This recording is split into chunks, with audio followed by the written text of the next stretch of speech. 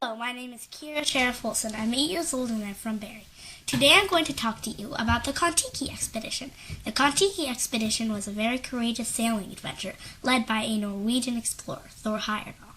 In 1947, Thor Heyerdahl and his crew of 5 men sailed a raft made of balsa wood 4,300 miles in 101 days from Peru to Polynesia. Anthropologists believe that Polynesia was settled by peoples of Asia. Heyerdahl believed that the Polynesian islands could have first been settled by native South Americans. The distance was so long that most believed it was unlikely that native South Americans could sail their balsa rafts, known as pepes, thousands of miles across the Pacific Ocean. Thor Heyerdahl set out to prove this theory in 1947. To build the raft, they went into the rainforest and cut down 9 large balsa trees. They floated them down the river to a navy yard in Callao, Peru. The main body of the raft was composed by 9 balsa tree trunks up to 45 feet long, 2 feet in diameter, tied together with 1 1/4-inch hemp ropes. The main mast was made of an A-frame, 29 feet high. Behind the main mast was a cabin of plaited bamboo, 14 feet long and 8 feet wide. It was built about 5 feet high and roofed with banana leaves. At the stern was a 19-foot-long steering oar. The Kon Tiki was named after the sun god Kon Tiki. The mainsail was 15 by 18 feet on a yard of bamboo stems lashed together. A picture of the sun god Kon Tiki was drawn on the sail. No metal was used in this construction. Many experts believed the raft would not hold up for 4,000 miles and thought they would sink and die at sea. The Kon Tiki left Callao, Peru on April 28, 1947. It was towed out 50 miles, allowing to bypass the treacherous currents close to shore. The raft sailed on the Humboldt Current, and the trade wind set blew from west to east. The Kon Tiki carried 275 gallons of drinking water and 56 water cans. For food, they took 200 coconuts, sweet potatoes, and other fruits and roots. They caught lots of fish, such as flying fish, dolphin fish, yellowfin tuna, bonito, and shark.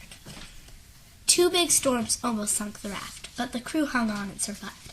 Sharks were always around the raft, and they could not swim without the risk of being bitten by sharks. The expedition carried 3 watertight radio transmitters. Power was supplied by batteries and a hand crank generator.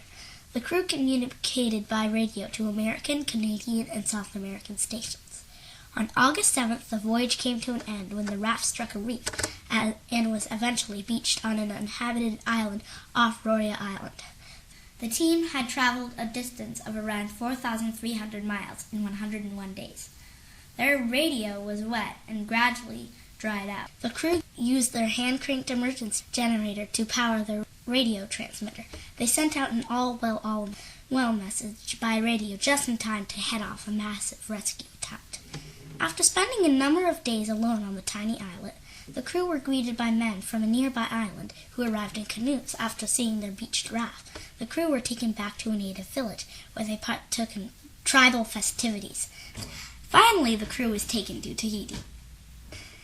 Thor Heyerdahl and his crew risked their lives for 101 days at sea. They were greeted by President Truman and recognized for their courage to sail the raft made of balsa wood thousands of miles across the Pacific. But Heyerdahl's theory that South American peoples settled in Polynesia was proven not to be true. In the 1990s, DNA evidence showed that Asian peoples had settled in Polynesia. But he did prove that you could sail a balsa raft thousands of miles across the Pacific. Heyerdahl's adventure became well known all over the world. He wrote about his Kon Tiki adventure and it became bestseller and translated into more than 50 languages. His film about the Kon Tiki won an Academy Award for the Best Documentary. This concludes my speech on the Kon Tiki expedition.